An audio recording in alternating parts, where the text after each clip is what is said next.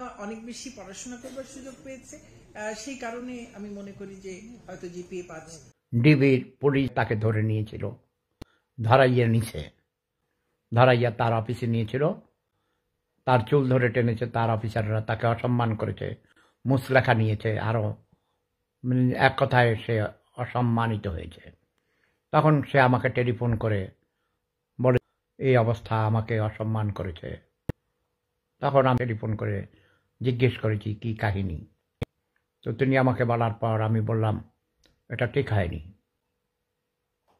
তার অধিকার আছে।